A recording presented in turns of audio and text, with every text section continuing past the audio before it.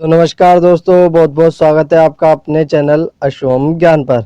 आज के इस वीडियो में हम पढ़ने वाले हैं क्लास 12 की हिंदी अंतरा की कविता पद के इम्पोर्टेंट क्वेश्चंस। इसके कवि तुलसीदास जी हैं और यह कविता दो भागों में लिखी गई है, जिसका पहला भाग है भरत राम का प्रेम, जिसकी डिटेल एक्सप्लेनेशन की वीडियो और इम्पोर्टेंट क्वेश्चंस की वीडियो दोनों मेरे चैनल पर बनाई हुई है मैंने, तो वहाँ से आप उन्हें ज़रूर देख लें।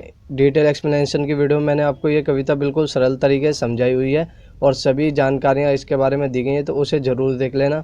और इम्पोर्टेंट क्वेश्चंस की वीडियो में मैंने आपको इस चैप्टर के सभी इंपॉर्टेंट क्वेश्चन बताए हुए हैं। और मेरे चैनल पर क्लास 12 हिंदी करके प्लेलिस्ट है, उसमें आपको ये वीडियोस मिल जाएंगी। बाकी आपको लिंक ऊपर आई बटन में और नीचे डिस्क्रिप्शन बॉक्स में मिल जाएगा और वीडियो के अंत में भी मिल जाएगा, तो उन वीडियोस को ज़रूर देख लेना। वीडियो बहुत इंपॉर्टेंट है वो वाली। और आज के इस वीडियो को भी अंत तक देखना। आज के इस वीडियो में आपको मोस्ट इंपॉर्टेंट क्वेश्चन बताऊंगा इस कविता के। आगे बढ़ते हैं। तो ये मेरी इंस्टाग्राम आईडी है, यहाँ पर आप मुझे फॉलो कर सकते हैं। यहाँ पर मैं न्यू अपडेट देता रहता हूँ मेरे चैनल से रिलेटेड कि मेरी आने वाली वीडियो किस टॉपिक पर होगी और कब आएगी। और यहाँ पर आप मुझे सजेस्ट भी कर सकते हैं, बता भी सकते हैं कि मैं न्यू वीडियो किस टॉपिक पर बनाऊँ। तो बढ़ते हैं आगे, शुरू करते हैं आज की वीडियो बिना देरी के। आज का पहला प्रश्न देखते हैं क्या है। रही चकित चित्र लिखी सी, पंक्ति का अर्थ अपने शब्दों में स्पष्ट करें। तो अब देखो, पहले आप इस पंक्ति का अर्थ समझो, रही चकित चित्र लिखी सी का, ताकि आपको अगर पेपर में दिखे तो आप अपने शब्दों में भी बता सकते हो अगर आपको अर्थ पता होगा तो। ठीक है, तो अब इसका अर्थ समझते हैं। रही चकित चित्र लिखी सी, पहले आपको थोड़ी सी बता दूं इसके बारे में जानकारी। ये बात कब की हो रही है? ये बात तब की है जब प्रभु श्री राम वन जा चुके हैं। उसके बाद माता कौशल्या उनके कमरे में और वह उनकी वस्तुओं को देखकर पुराने पलों को याद कर रही हैं, प्रेम के पलों को। ठीक है, तो अब आपको बता दूं थोड़ा सा। जब प्रभु श्री राम वन जा चुके थे तो उसके बाद माता कौशल्या जी उनकी वस्तुओं को देखकर प्रेम से भरे पुराने क्षणों को याद करने लगते, पुराने पलों को याद करने लगते। वो पुरानी यादों में इतना खो जाती हैं कि उन्हें याद ही नहीं रहता कि प्रभु श्री राम वन जा चुके हैं। तो जैसे ही उन्हें ये बात याद आती है ना, काफ़ी देर बाद उन्हें ये बात याद आती है कि अब तो प्रभु श्री राम जी वन जा चुके हैं, तो उसके बाद वे क्या है, इस बात को सुनकर इतनी दुखी हो जाती हैं कि वे एक चित्र के समान स्थिर खड़ी रह जाती हैं। तो अब इसका अर्थ क्या हुआ? रही चकी चित्र लिखी सी, मतलब एक चित्र के समान स्थिर खड़े रह जाना। ठीक है, अब उत्तर पढ़ते फिर आपको और अच्छे से समझाता हूँ। इस पंक्ति का अर्थ है कि जब माता कौशल्या को प्रभु श्री राम की याद आती है तो उनकी स्थिति एक जड़ चित्र के समान हो जाती है, जो हिलती डुलती भी नहीं है। वे प्रभु श्री राम की वस्तुओं को देखकर हैरान थीं, किंतु जैसे ही माता कौशल्या का भ्रम टूटता है तो उनकी स्थिति चित्र के समान हो जाती है। जैसे ही उन्हें राम के वन, यहाँ पे केवल नहीं है, सॉरी मिस्टेक हो गई थोड़ी सी, राम के वन जाने की बात याद आती है, वैसे ही वह एक चित्र की भांति खड़ी रह जाती हैं।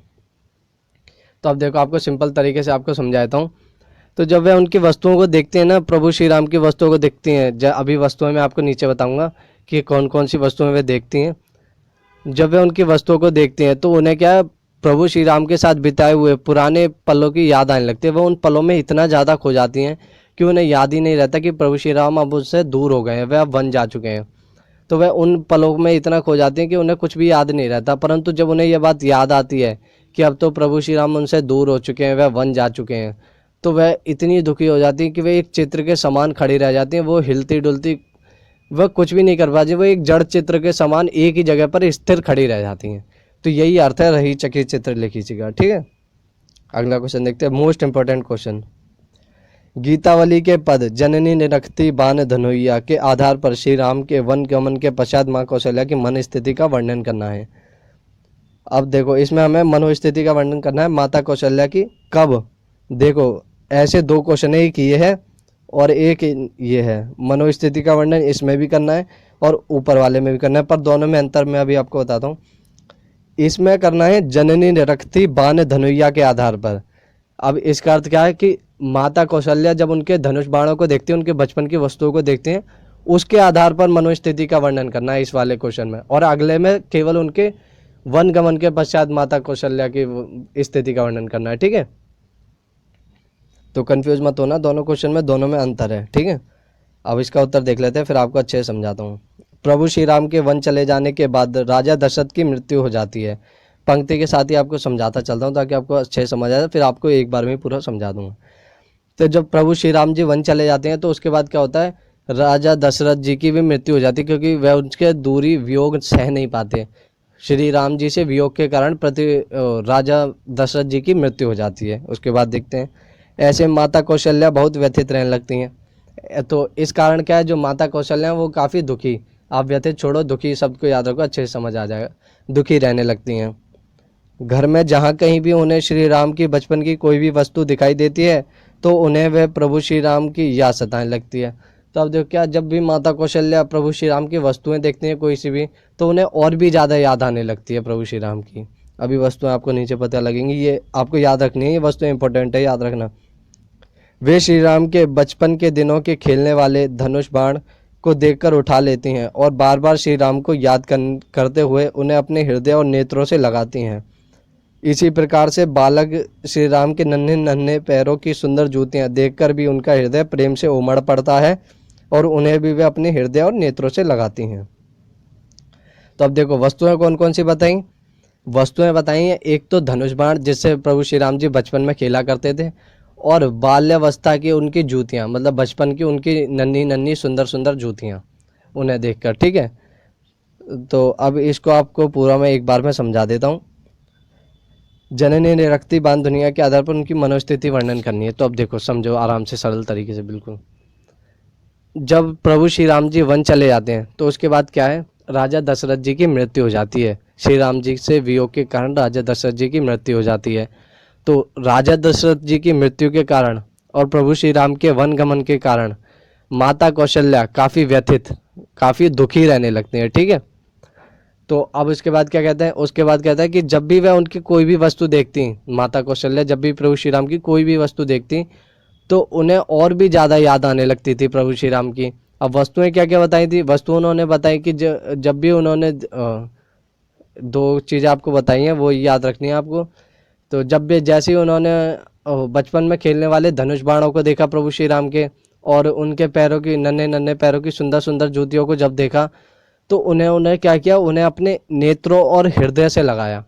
तो ये क्या है, उनके प्रेम का प्रतीक है। नेत्रों और हृदय से लगाना मतलब वह उनसे कितना अधिक प्रेम करती हैं, ये इससे पता चलता है। ठीक है, नेत्र और हृदय से लगाने का अर्थ है कि वह उनसे अत्यधिक प्रेम रखती हैं और वह अपने हृदय से लगाए रखना चाहती हैं प्रभु श्री राम को, इसलिए वह अपने नेत्रों से लगाती हैं उनके बचपन की चीज़ों को, ताकि वह उन्हें महसूस कर सके। ठीक है, ये क्वेश्चन आपको समझ आ गया होगा, आई होप।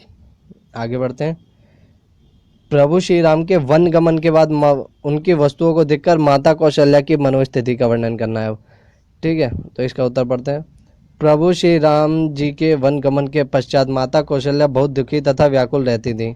वे प्रभु श्री राम के बचपन के धनुष बाण और तथा जूतियों के पल देखकर अतीत के पलों को याद करने लगती थी। तो यहाँ तक तो मैंने आपको ऊपर वाले क्वेश्चन में बता दिया, इसके बाद अलग चीज़ है। ठीक है, तो यहाँ तक कि आपको एक बार फिर से याद दिलाता हूँ। तो जब प्रभु श्री राम वन चले जाते हैं तो उनकी वस्तुओं को देखकर माता कौशल्या और भी ज़्यादा दुखी हो जाती हैं और भी ज़्यादा उन्हें याद करने लगती हैं, जो थे धनुष बाण और जूतियाँ। ठीक है, आगे क्या है, सॉरी एक मिनट। उन्हें याद आने लगता है कि किस प्रकार वह सुबह सुबह प्रभु श्री राम को प्यारे प्यारे बोलकर जगाया करती थी। इसी प्रकार के प्रेम के पलों को याद करके वह और ज़्यादा दुखी होने लगती हैं।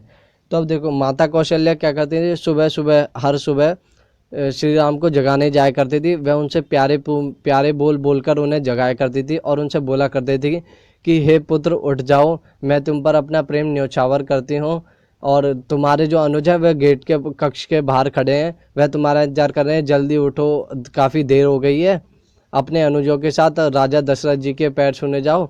तो यही सब वे बताएगा, इन्हीं सबको वह याद करते हुए और भी ज़्यादा दुखी हो जाती हैं। तो ये उनकी मनोस्थिति बताई गई कि वह ये सब याद कर रही थी उस वक्त। पहले वाले क्वेश्चन मैंने आपको बताया था कि वह उनके कमरे में जाकर वो काफ़ी सारी यादों में खो जाती हैं। तो ये वही यादों की बात चल रही है कि माता कौशल्या याद करती है कि मैं कैसे सुबह सुबह प्रभु श्री राम को उठाने जाया करती थी, प्यारे बोलकर उन्हें जगाया करती थी और बताया करती थी कि जल्दी उठ जाओ, काफ़ी देर हो गई है, अपने अनुजों के साथ जाकर राजा दशरथ जी के पास जाओ। तो ये सब वो यादें याद करती हैं, यही सब वो पल हैं जो वह अतीत में खो जाती हैं, अतीत की यादों में खो जाती हैं। तो ये तीनों क्वेश्चन जो है एक दूसरे से लिंक करते हैं। तो आप अगर एक बार में समझो, पूरा आपको समझाऊँ तीनों क्वेश्चन की डिटेल।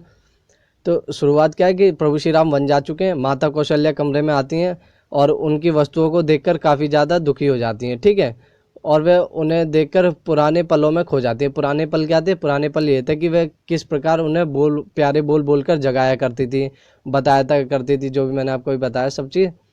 फिर उसके बाद एकदम से उन्हें याद आता है कि अब तो प्रभु श्री राम यहाँ पर है नहीं, वह उनसे दूर जा चुके हैं, वन जा चुके हैं।